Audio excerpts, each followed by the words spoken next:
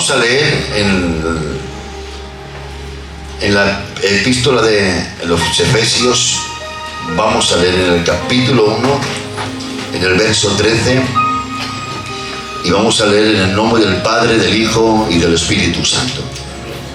Dice así: en él también vosotros, habiendo oído la palabra de verdad, el evangelio de vuestra salvación, y habiendo creído en él, fuisteis sellados con el Espíritu Santo de la promesa. Qué bien. Yo quiero preguntar, ¿cuántos han creído en él? Los que han creído en él pueden levantar su mano y decir conmigo un poderoso aleluya. ¡Aleluya! Dile al que tienes al lado, si ha levantado la mano, dile: has sido sellado con el Espíritu Santo de la promesa. Díselo al que tienes al lado.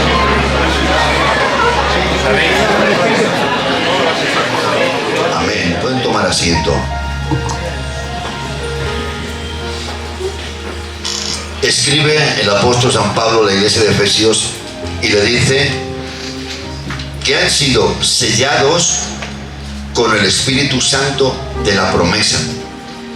Hay otro texto en Corintios que dice que fuimos sellados para el día de la redención, pero que fuimos sellados con el Espíritu Santo, no por el Espíritu Santo. No es lo mismo ser sellado con el Espíritu Santo a ser sellados por el Espíritu Santo. Ser sellado por el Espíritu Santo quiere decir que viene el Espíritu, te hace una marca, te hace un sello, te hace un dibujo, lo que Él quiera, y se va. Pero aquí no dice el apóstol San Pablo que hemos sido sellados por el Espíritu, sino que hemos sido sellados con el Espíritu Santo. Quiere decir que el sello es la misma persona del Espíritu Santo habitando en nosotros. De hecho, Él es la garantía para el día de nuestra redención. Es decir, que toda aquella persona que tiene al Espíritu Santo son los que van a participar del rapto. Cuando Cristo venga, solamente aquellos que han sido sellados, marcados con la persona del Espíritu Santo, son los que van a participar de la venida de Cristo, del rapto solamente. Porque si no eres templo del Espíritu Santo, no perteneces a la iglesia. Cuando tú eres templo es porque por detrás hay unos pasos antes. Es decir, que hemos tenido fe, ha habido arrepentimiento, hemos vuelto a tener fe otra vez, ha habido perdón de pecado. Después de ahí hemos tenido la santificación, la regeneración, la adopción, hemos sido apartados, consagrados, dedicados para el Señor, y ahí es cuando se efectúa en nosotros, en nuestro interior, se convierte en la vivienda del Espíritu Santo. Cuando Él habita en nosotros, es el que nos conduce, el que nos guía, el que nos redarguye, el que nos consuela, el que nos edifica, el que nos forma, el que nos transforma, el que nos bendice, el que nos restaura, el que nos sana, el que nos llena de amor. Él es el todo en nuestro interior. De hecho, hay en alguna ocasión que Él actúa en nosotros de manera que a veces no podemos actuar. Es decir, como dice la palabra del Señor, con gemidos indecibles. Quiere decir que Él está dentro de nosotros, y hay un momento en su vida en el que usted no es capaz de interpretar, de decir, ni de manifestar lo que siente, ni incluso con lágrimas, porque hay a veces que hay un poderoso lenguaje en las lágrimas en las que usted y yo no podemos hablar, pero lo decimos mediante las lágrimas y no hace falta hablar, y Dios ya lo entiende. Pero sin embargo hay un momento en el que no podemos hablar ni siquiera con las lágrimas, pero el Espíritu Santo que habita dentro de nosotros, Él con gemidos indecibles intercede por nosotros, sabiendo lo que hay dentro de nosotros, y Él expresándolo, Él da manifestación, Él habla por nosotros lo que nosotros no sabemos decir. Esta maravillosa persona dice que hemos sido sellados con ella, con la persona del Espíritu Santo. Pero recuerdo, solos los que han recibido a Jesucristo, los que se han convertido en templos del Espíritu Santo. Pero hoy quiero parar y dejar por un momento la marca esta. Y quiero entrar donde Dios me daba para entrar. Porque al igual que somos sellados, marcados con esta señal del Espíritu Santo, también estamos marcados por otras cosas. En la vida somos sellados, marcados por una frase o una palabra que alguien nos ha dicho. Alguien te ha dicho una frase, alguien te ha dicho una palabra que a veces no has tenido opción de hablar del daño, de la herida que te ha hecho esta persona a decirte esa frase. Te ha hecho tanto daño, te ha causado tanto dolor, que primeramente te has entristecido, después te has enfurecido y te has marchado para tu casa diciendo: ¿qué frase me ha dicho esta persona? ¿Con qué maldad me ha hablado? Es que ha hablado para ofenderme, para herirme. De hecho, la palabra, cuando la has escuchado y ha entrado dentro de ti, te ha roto el corazón. Ha llegado tu sensibilidad y la ha roto. Y ha salido de ti la manifestación del enfado o de la tristeza. Pero te has ido para tu casa pensando en estas palabras que alguien te ha dicho, que alguien te ha ofendido, y te has ido para casa y has empezado a pensar. A veces no has hablado ni con los que estás en tu casa. Has guardado silencio, te has metido en tu cuarto, te has ido con el coche, te has ido a pasear pensando en lo que te has dicho. Y has ido dándole vueltas diciendo: ¿qué frase me ha dicho? Y contra más estás pensándola, más enfado llevas en tu corazón. De tal manera que esta frase dentro de tu corazón lo que ha producido en ti es ira, enfado, enojo. Y después de ahí, de estar escuchando lo que ya dicta tu corazón o tu emoción por lo que has recibido, después de haber escuchado esa frase, empiezas a condolerte y empiezan a hacer de ti un odio, un enfado, un rencor hacia esta persona. Que ha habido veces que cuando alguien ha dicho algo, en el momento no ha ocurrido nada y se ha ido para su casa y ha empezado a pensar, ha empezado a meditar, se ha empezado a llenar de ira, de enfado, de enojo, de tal manera que le han venido malos pensamientos. Se ha dicho: mañana voy a ir donde él y me voy a pelear con él o me voy a pelear con ella, porque esto no lo voy a dejar así. Me ha ofendido, me ha faltado, me ha herido, me ha avergonzado con la frase que me ha dicho, y te has levantado al otro día. Y si te lo has cruzado en el mercado o en la tienda o en alguna parte donde has visto, tu primera intención ha sido asaltarlo, golpearlo. Primeramente venías diciéndole: yo también le voy a herir con esta frase. Como él me ha herido y yo también lo conozco a él, yo también le voy a herir con esta frase, porque de la misma manera que él me ha herido, yo también lo voy a herir a él. Y te has marchado a tu casa y has vuelto a intentar buscarlo a él, porque has querido, como bien yo decía el otro día, querías venganza por lo que te ha dicho y querías vengarte. No te conformaste, como dije el otro día, no te conformabas con la justicia, porque la justicia ya dictó con sentencia, pero sin embargo tú aún clamabas venganza, porque tu sangre estaba tan empelada, tan alterada, tu espíritu se había conmovido y había vencido el odio, el rencor, la ira, el enfado, más que todos los sentimientos o todas las bendiciones que habías llevado durante el resto de los años aquí en la casa de Dios, quebrantándote, hablando en lengua, sintiendo al Espíritu Santo, en alguna ocasión saltando, en otras veces cayéndote, en otra ocasión te ha profetizado. Pero señores, ¿qué ha ocurrido? Que la frase que te ha dicho ha vencido a todo el año que llevas orando, a todo el año que llevas ayunando, a todo el año que llevas esforzándote en el Señor.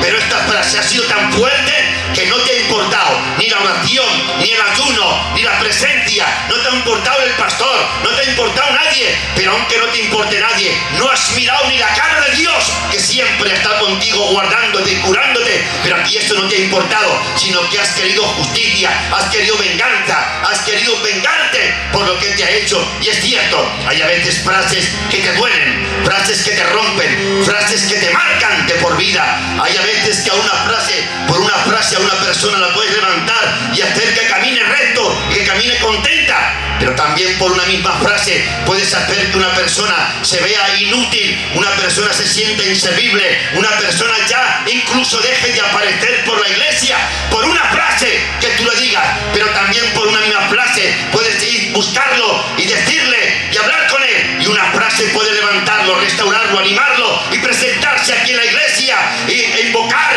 el nombre de Jesucristo. Es que tiene tanta importancia el hablar que debemos de medir nuestras palabras. No debemos de hablar por hablar, ni tampoco hablar cuando me enfado, hablar a la ligera, sino he de pensar antes de hablar. Voy a hacer bien, voy a hacer mal, lo voy a herir, lo voy a destruir. Aunque alguien te hable mal, tú no busques el hablar igual que él, porque si él es carnal y habla mal y tú te hablas igual que él, te estás comportando igual que él, o te voy a decir, o peor que él. Porque si una persona carnal te habla mal, lo veo correcto, porque es una persona carnal, pero lo que no entiendo, que seas espiritual, que hables en lengua, y cuando alguien te habla mal, de la misma manera te comportes tú igual que él. Bueno. Gloria a Dios.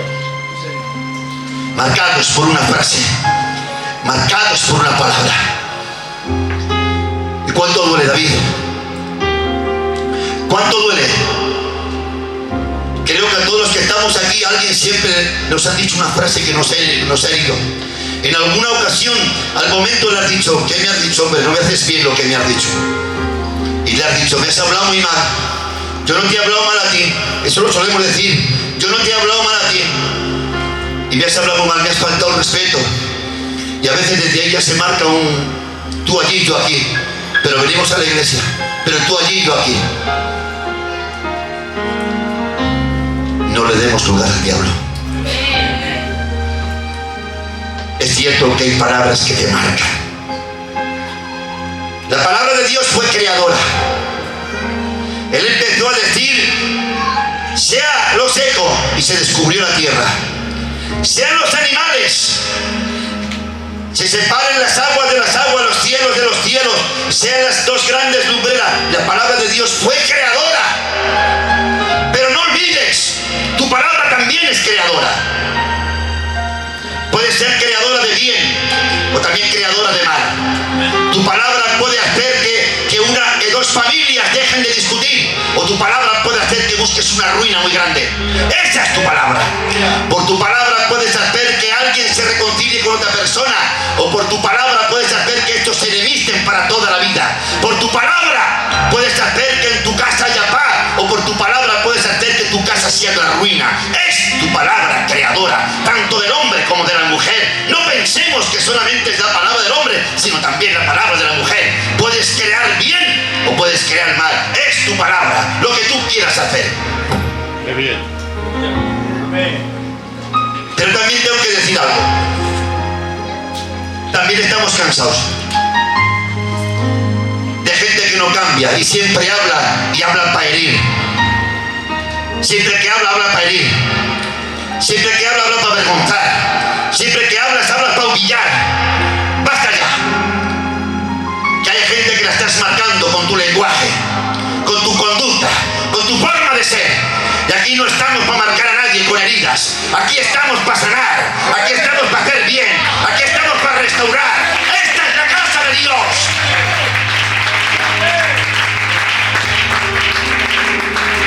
Bien. Marcados. Hay a veces que somos marcados por un acontecimiento. A veces somos marcados por el nacimiento de un niño o una niña.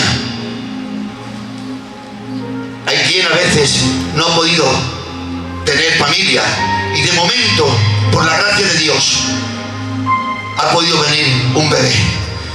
Y ese día está marcado. Antes de que llegue el día, ya estás preparando la compra, los regalos, porque es un día maravilloso. Es un día espectacular. Es un día que estás esperando que llegue.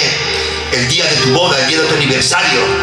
Hay momentos, hay fechas que son muy buenas para ti y te quedan marcados y estás esperando que llegue ese día para disfrutarlo, para sonreír, para poner ahí una tarta, para invitar a todo el mundo, porque es un día feliz. Quieres estar con todos, disfrutar. Y estás esperando que todo el mundo te felicite. ¡Ay, qué alegría! Todo el mundo felicitándote, todo poniéndose en el estado, todo disfrutando. Preparas para que venga.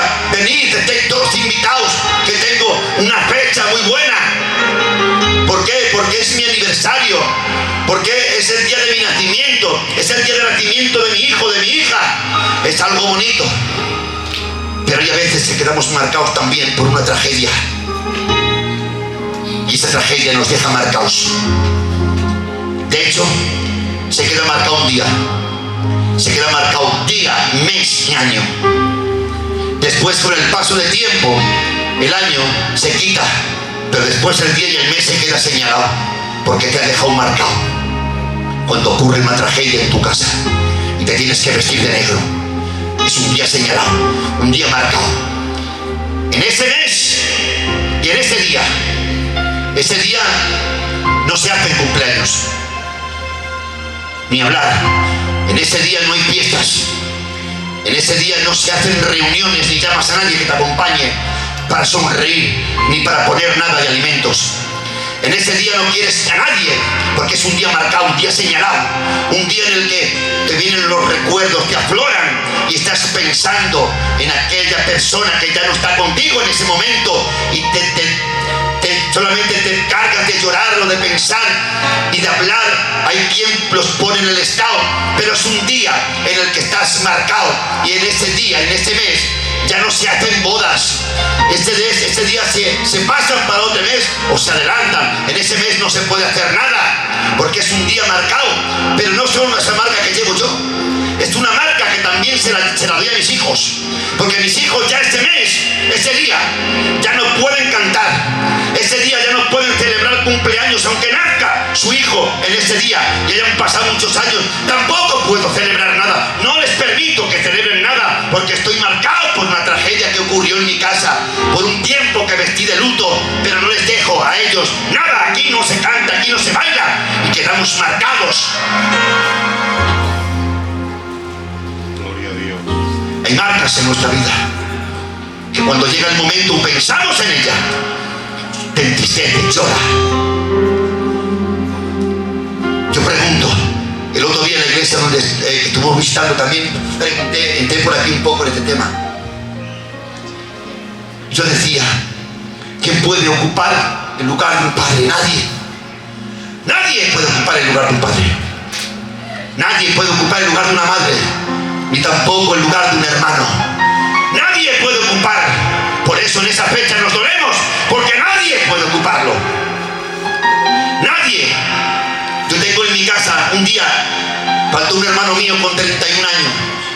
Al año y medio justo de faltar él, faltó mi padre, se marchó al cielo con 54 años. Un hombre, pastor, predicador, había estado pastoreando en diferentes iglesias, en diferentes zonas, en Galicia, en Castilla, en Ávila, en varios sitios predicando. Pero llegó un día y el Señor lo llamó y se lo llevó a su presencia. Y yo siempre miraba y nadie podía ocupar esas sillas, porque siempre que nos sentábamos a comer, siempre las veíamos vacías. Porque yo, como yo decía en una ocasión, mi padre era cristiano, pero yo aún no conocía a Dios. Pero el día en el que yo verdaderamente tuve un encuentro con el Señor, me di cuenta que si hay alguien que se puede sentar en su silla, si hay alguien que puede ocupar su lugar, y su nombre es Jesucristo el Señor. Por eso cuando usted lo recibe, Él se sienta como padre, se sienta como hermano, se sienta como madre, se sienta como aquel familiar. Es Él el único que te consuela, que te restaura, que te bendice, que te anima, que te llena de esperanza. No hay nadie más que lo pueda hacer. Su nombre, Jesucristo. Dale un aplauso a Él.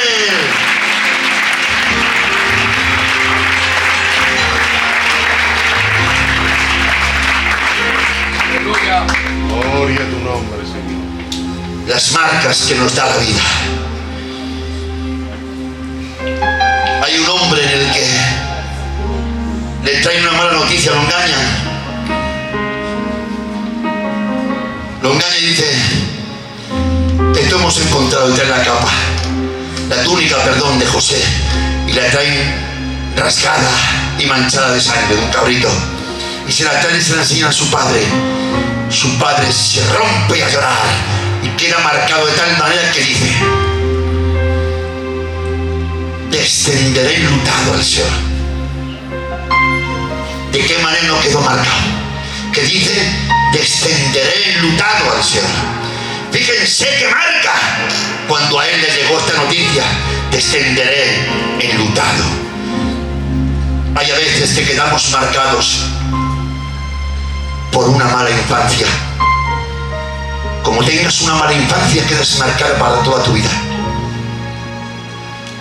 Hijos, hijas, que hoy ya son mayores, que se han convertido en madres, incluso en abuelas y abuelos, pero que han tenido una infancia y que han estado a falta del abrazo de una madre o un padre, del calor de una casa. Han sido a veces en su propia casa, por los padres, han sido despreciados, han sido menospreciados, acusados, afligidos.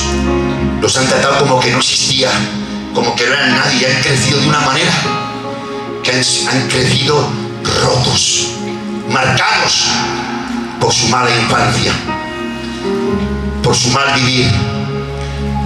Recuerdo una mujer que estuvimos tratándola y después la tuvimos que estar liberando. Recuerdo ver el proceso de la liberación. Esta mujer decía: cuando yo era pequeña solo recuerdo los maltratos de mi padre. Y decía la mujer, rota llorando, dice: en una ocasión me metió dentro de un pozo y cerró la tapa para quedarme en aquel lugar.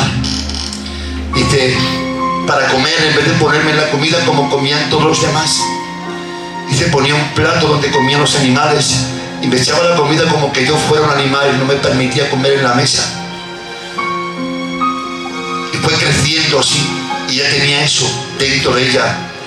Tenía una infancia rota porque había crecido con un maltrato psicológico de sus padres.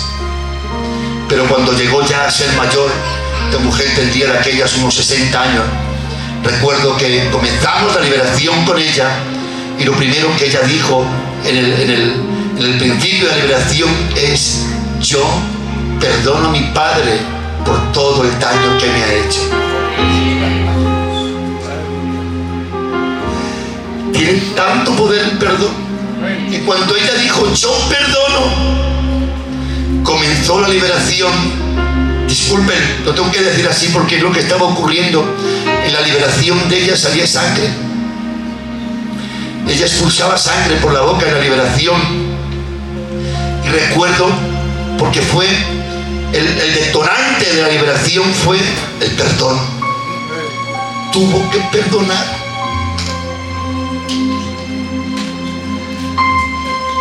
Él perdonó a su padre. Su padre ya no estaba, había muerto. Pero no se trataba de que había muerto. Se trata de que el odio y el rencor lo llevaba a ella.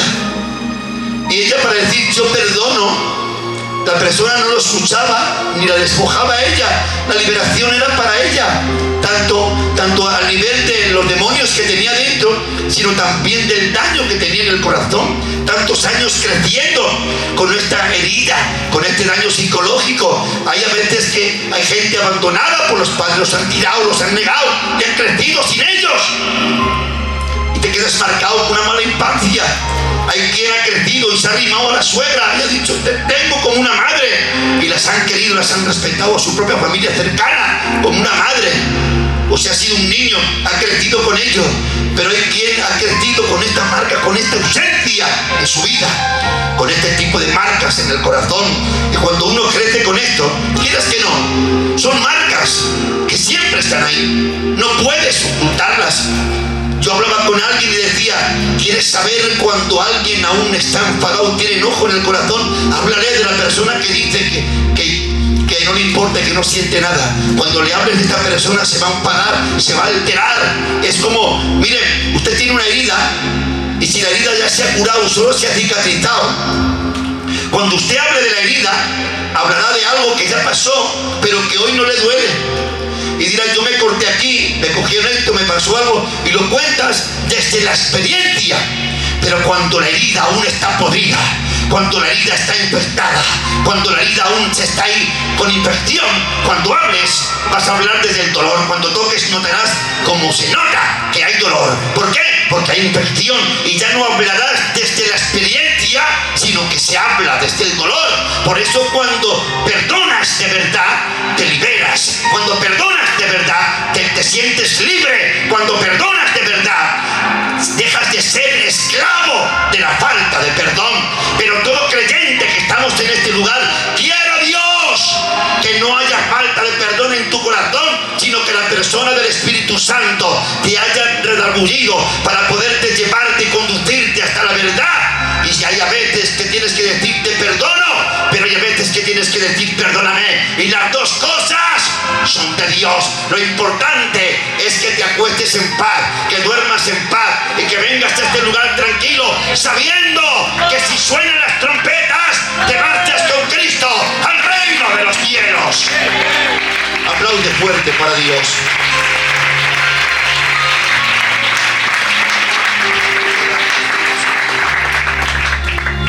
Gloria a Dios. Las marcas que nos da la vida. Recuerdo un caso de una niña joven. Qué pena me daba, de qué forma lloraba. Estábamos mi mujer y yo ministrándola.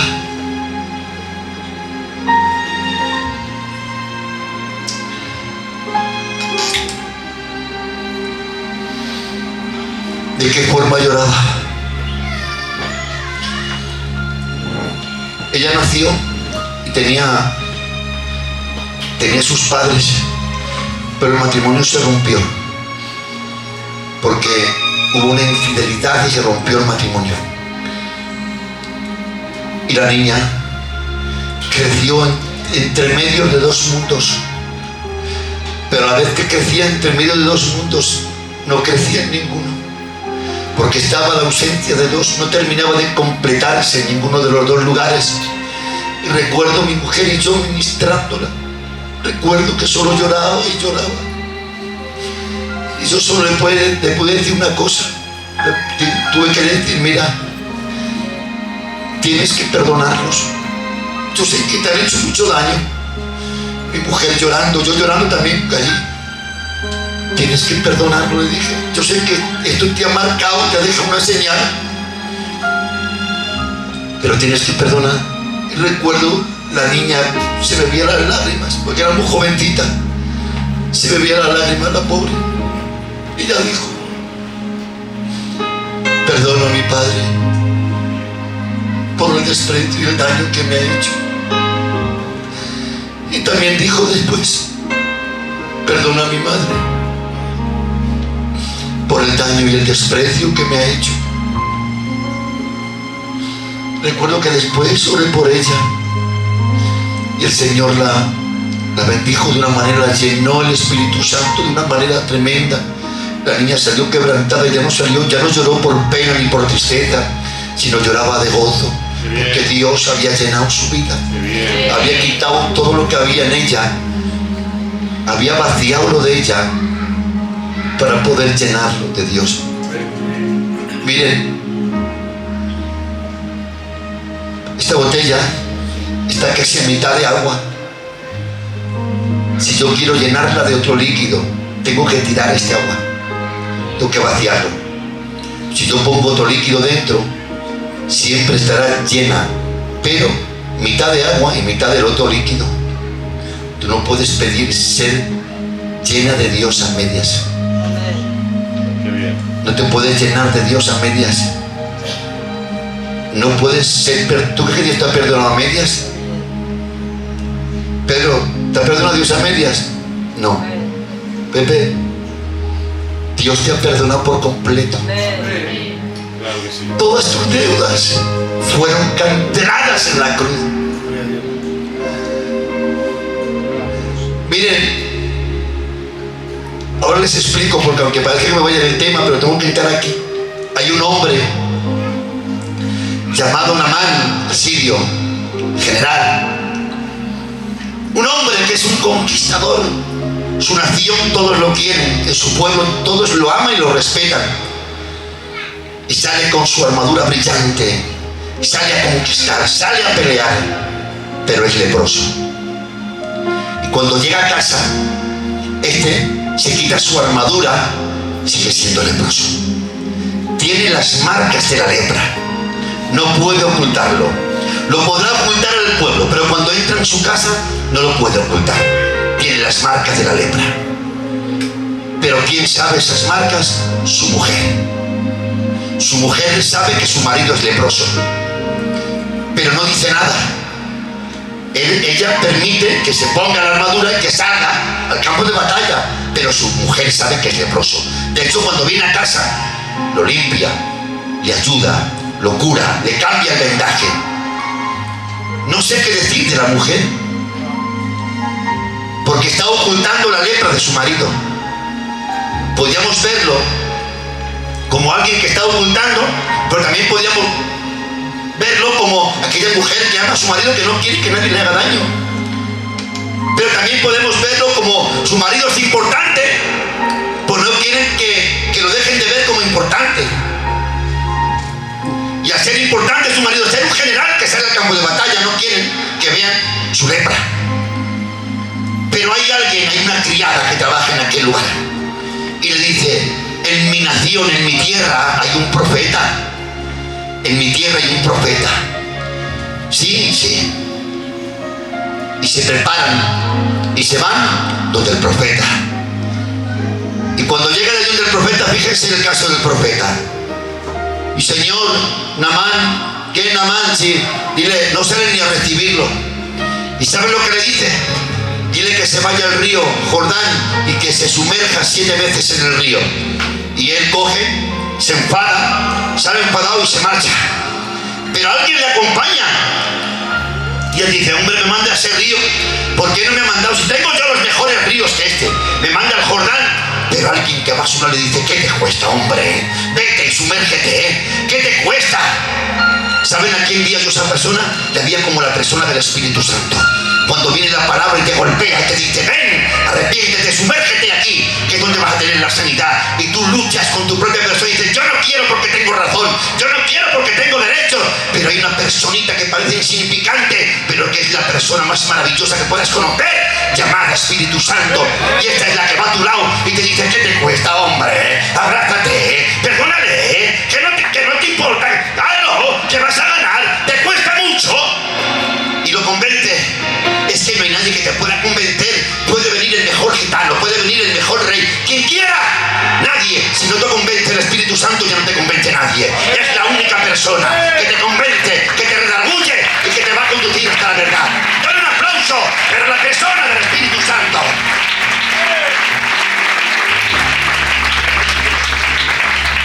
Y le dice: sumérgete. Y dice: vale, iré. Y ahora se va Naamán con su marca de la lepra.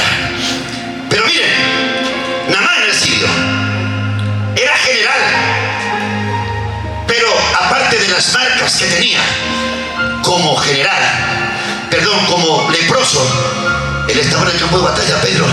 Y en el campo de batalla te hieren, Cuando sales al campo de batalla te hieren. En alguna ocasión, alguna flecha que vino loca, seguramente en algún brazo, en una pierna, en un costado, con una espada le pudieron cortar en alguna ocasión. ¿Por qué no? En la espalda, en el pecho, le pudieron cortar en algún momento. Pero él dice que se marcha a aquel lugar preocupado por su lepra. ¿Y saben lo que ocurre? Entra la primera inmersión. ¿Saben qué nombre le he puesto yo a la primera inmersión? La primera inmersión se llama fe, porque nunca te vas a sumergir si no tienes fe. La segunda le he puesto por nombre arrepentimiento, porque la fe te lleva al arrepentimiento. El tercer paso le he puesto perdón. La fe te lleva al arrepentimiento y el arrepentimiento te lleva a obtener el perdón de Dios. Este es el tercer paso, cuando eres perdonado. Después, el cuarto paso le he puesto regeneración. Quiere decir que es regenerado, restaurado, es decir, que pasa a ser ya algo nuevo. La quinta, justificación. Cuando ya es justificado, esto son los pasos del acercamiento a Dios. Y esta es la quinta inversión. La sexta inversión que hace Naamán se llama adopción. Dice la Biblia, que dicha nos ha dado el Padre de poder ser llamados hijos de Dios. ¿Se han dado cuenta? La fe, el arrepentimiento, el perdón y la justificación nos lleva a la adopción, a ser llamados, a ser hechos hijos de Dios. Por eso después nos queda el último paso. Es la santificación. Por eso cuando Naamán entraba y salía, no pasó nada. Entraba y salía, no pasó nada. Entraba y salía y no pasó nada. Póngase en pie conmigo, por favor. Toda la iglesia, pon en pie. Entraba y salía y no pasaba nada.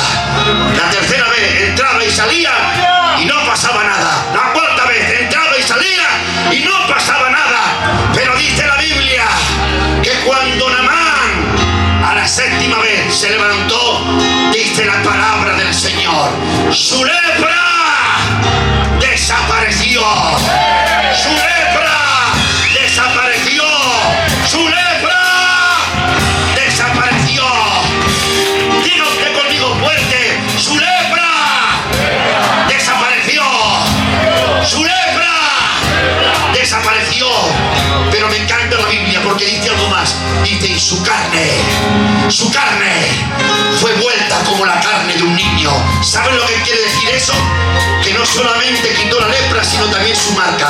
Cristo no solamente ha quitado tu lepra de tu pecado, sino que también quiere quitar las marcas de la vida.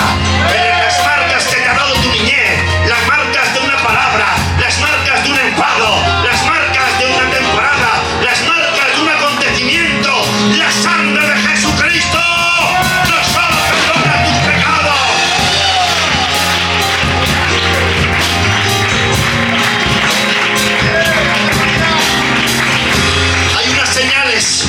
Hay unas señales en la Biblia y encontramos a Jacob que duerme y deja la piedra por señal en aquel lugar, echa aceite y dice, esto es casa de Dios y puerta del cielo, y lo deja como señal. Hay otro hombre que por causa de su pecado se marcha con una señal. Dios lo marca y se marcha con una señal. Pero hay otra señal, miren, hay otra señal aquí que a mí me encanta. Hay otra señal en tiempos de Noé, que Dios llega y dice, se acabó, ya no va a llover más, y pone una marca, pone una señal, pone el arco iris. Pero en tiempos del Éxodo, en el tiempo del Éxodo, Dios pone una señal, dice, enviaré el ángel de la muerte, a que termine con todo primogénito. Pero Dios dice, poner la marca de la sangre en los dinteles de la puerta, y cuando pase el ángel de la muerte, pasará de largo. Es que la señal de la sangre hace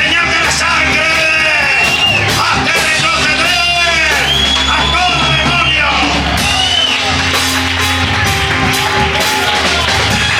Siga aplaudiendo.